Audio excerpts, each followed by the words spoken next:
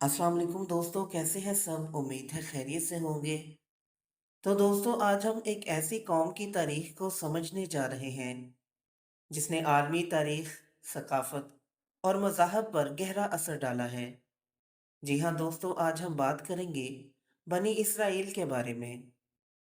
ये दास्तान किसी एक खिते या दौर की नहीं, बल्कि सदियों पर मुहित है, जिसमें गुलामी से निजात, अंबिया की रहनुमाई, बाबल और रोम की हुकूमतों का सामना और मुक़द्दस ज़मीन की जिद्दोजहद शामिल है। इस वीडियो में हम तारीख़ी हक़ाइक़ और मज़हबी मतून की रोशनी में बनी इसराइल की इब्तिदा से लेकर इनके उरूज व ज़वाल के सफ़र का तफ़सीली जायज़ा लेंगे। अगर आप तारीख़ को नए ज़ाविये से देखने और अहम वाक़यात के पस मंज़र को समझने में दिलचस्पी रखते हैं, तो ये वीडियो आपके लिए है। जानने के लिए वीडियो को एंड तक देखें और जिन्होंने मेरा चैनल सब्सक्राइब नहीं किया वो ज़रूर करें, ताकि इसी तरह हिस्ट्री से मुतल्लिक आपके नॉलेज में इजाफ़ा होता रहे। तो चलिए दोस्तों, वीडियो शुरू करते हैं।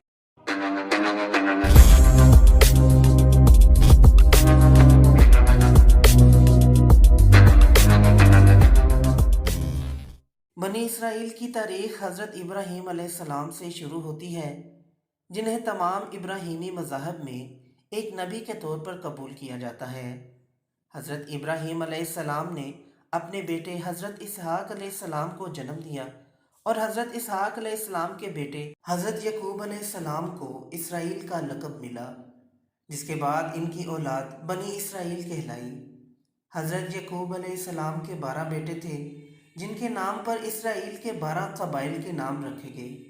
हज़रत यकूब अलैहिस्सलाम के बेटे हज़रत यूसुफ़ अलैहिस्सलाम थे, जिन्हें इनके भाइयों ने हसद के सबब मिस्र के ग़ुलाम ताजरों के हाथ बेच दिया।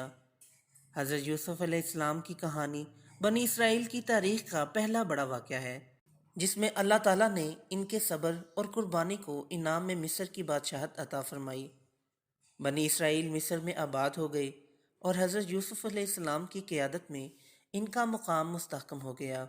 हज़रत यूसुफ़ अलैहिस्सलाम के इंतकाल के बाद वक्त के साथ बनी इसराइल की हालत ख़राब हो गई। नए फ़िरौनों ने बनी इसराइल को ग़ुलामी में धकेल दिया और इन पर बेहद मज़ालिम ढाए। ये दौर इनके लिए एक कड़ा इम्तिहान था, जिसमें इनकी मजहबी और अखलाकी आजमाइशें हुईं। मिस्रियों ने बनी इसराइल को बतौर मजदूर और ग़ुलाम इस्तेमाल किया और इनकी मजहबी और कौमी हकूक़ सल्ब किए। बनी इसराइल को ग़ुलामी से आज़ाद कराने के लिए हज़रत मूसा अलैहिस्सलाम को अल्लाह ताला ने पैगंबर बनाकर भेजा। हज़रत मूसा अलैहिस्सलाम ने फ़िरौन के दरबार में जाकर अल्लाह का पैगाम पहुंचाया, मगर फ़िरौन ने इनकार किया।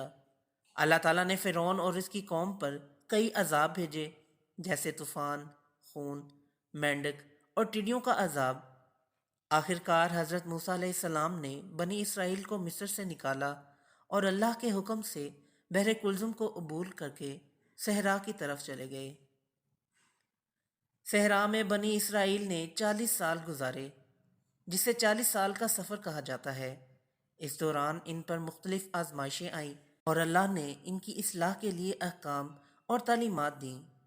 यह दौर बनी इसराइल की मजहबी और अखलाकी तरबियत का दौर था, जिसमें इन्हें हुक्म दिया गया कि वह शिर्क और बिदात से परहेज़ करें। हज़रत मूसा अलैहिस्सलाम पर इस दौर में तौरात का नज़ूल हुआ, जो बनी इसराइल की मजहबी ज़िंदगी का बुनियादी माखज़ बना। 40 साल के बाद बनी इसराइल को फ़लस्तीन में दाखिले की इजाज़त मिली और इन्होंने वहाँ एक रियासत कायम की। हज़रत दाऊद अलैहिस्सलाम के दौर में इस रियासत को एक मजबूत हुकूमत का दर्जा हासिल हुआ और इनके बाद हज़रत सुलेमान अलैहिस्सलाम के दौर में यह सल्तनत अपने उरूज पर पहुँच गई। हज़रत सुलेमान अलैहिस्सलाम के पास अल्लाह की तरफ से ख़ुसूसी इल्म व हिकमत थी। इन्होंने यरूशलेम में अज़ीमुश्शान हैकल सुलेमानी तामीर करवाया, जो बनी इसराइल की इबादत गाह बन गई। हज़रत सुलेमान अलैहिस्सलाम की वफ़ात के बाद बनी इसराइल दो रियासतों में बट गए, शमाली इसराइल और जनूबी यहूदा। इन दोनों रियासतों में मुसलसल इख्तलाफात और तनाज़ात चलते रहे, जो इनकी ताकत में कमी का बाइस बने। शमाली इसराइल को 722 कबल मसीह में अशूरियों ने तबाह कर दिया, जबकि यहूदा की सल्तनत को 586 कबल मसीह में بابل کے بادشاہ نبوکد نظر نے تباہ کر دیا اور ان کی بڑی تعداد کو بابل میں قید کر لیا گیا۔ بابلی اسیری کا دور بنی اسرائیل کے لیے ایک بڑی آزمائش تھا۔ بابل میں قید کے دوران انہوں نے اپنی مذہبی روایات کو زندہ رکھا اور توریت کو لکھا۔ اسیری کے اس دور نے ان کی مذہبی شناخت کو مزید مضبوط کیا اور انہیں ایک منظم قوم میں تبدیل کر دیا۔ جب بابل پر ایرانی بادشاہ سائرس نے فتح حاصل کی تو اس نے بنی اسرائیل کو یروشلم واپس جانے اور اپنی عبادت گاہ کی تعمیر کو ازسر نو تعمیر کرنے کی اجازت دی۔ اس دور میں بنی اسرائیل نے اپنے مذہبی اور قومی تشخص کو دوبارہ مضبوط کیا اور یہودیت کو مزید مستحکم بنیادوں پر قائم کیا۔ رومیوں کے دور میں بنی اسرائیل کی زندگی مزید مشکل ہو گئی۔ اسی دور میں حضرت عیسیٰ علیہ السلام کا ظہور ہوا، جنہوں نے لوگوں کو توحید اور اخلاقیات کی دعوت دی، مگر یہودی سرداروں نے ان کی مخالفت کی اور رومی حکام نے انہیں صلیب پر چڑھانے کا فیصلہ کیا۔ حضرت عیسیٰ علیہ السلام کے ماننے والوں نے یہودیوں سے ایک الگ مذہب یعنی مسیحیت کی بنیاد رکھی۔ 70 عیسوی میں رومی جنرل ٹائٹس نے یروشلم پر حملہ کر کے اسے تباہ کر دیا، جس کے نتیجے میں بنی اسرائیل پوری دنیا میں بکھر گئے۔ اس دور میں یہ قوم مختلف ممالک میں پھیل گئی۔ اس کے بعد صدیوں تک بنی اسرائیل کو عالمی طور پر اپنے وطن کی تلاش میں سرگرداں رہنا پڑا۔ دوسری جنگ عظیم کے بعد 1948 میں فلسطین کی سرزمین پر اسرائیل کی ریاست کا قیام ہوا۔ اسرائیل کا قیام یہودیوں کو ایک مستقل وطن فراہم کرنے کے لیے کیا گیا تھا، مگر اس کے نتیجے میں فلسطینیوں کو اپنا وطن چھوڑنا پڑا، جس نے ایک دیرینہ تنازع کو جنم دیا۔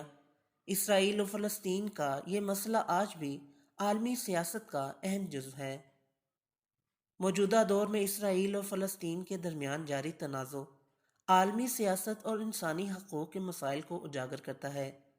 دونوں اقوام کے درمیان زمین، وسائل اور قومی حقوق پر اختلافات برقرار ہیں۔ دنیا کے مختلف ممالک میں موجود یہودی اور فلسطین کمیونٹیز اس تنازع میں اہم کردار ادا کر رہی ہیں اور عالمی طاقتیں اس مسئلے کے حل کی کوشش کر رہی ہیں۔ بنی اسرائیل کی تاریخ ایک انتہائی طویل اور پیچیدہ سفر ہے، جو ابتدائی مذہب، تہذیبوں اور عالمی سیاست کی تاریخ کو سمجھنے میں مدد فراہم کرتی ہے۔ اس قوم کی کہانی صبر، قربانی اور اللہ کے ساتھ عہد کی اہمیت کا درس دیتی ہے۔ بنی اسرائیل کی تاریخ کو جاننا ہمیں نہ صرف انسانی تہذیب کے ارتقاء کو سمجھنے میں مدد دیتا ہے، بلکہ موجودہ عالمی تنازعات کی گہرائی کو بھی سمجھنے میں مددگار ثابت ہوتا ہے۔ تو دوستو، یہ تھی آج کی ویڈیو پسند آئی ہو تو لائک ضرور کریں اور میرے چینل کو سبسکرائب کریں۔ پھر ملتے ہیں ایک نئی ویڈیو کے ساتھ، تب تک کے لیے اجازت دیں۔ اللہ حافظ۔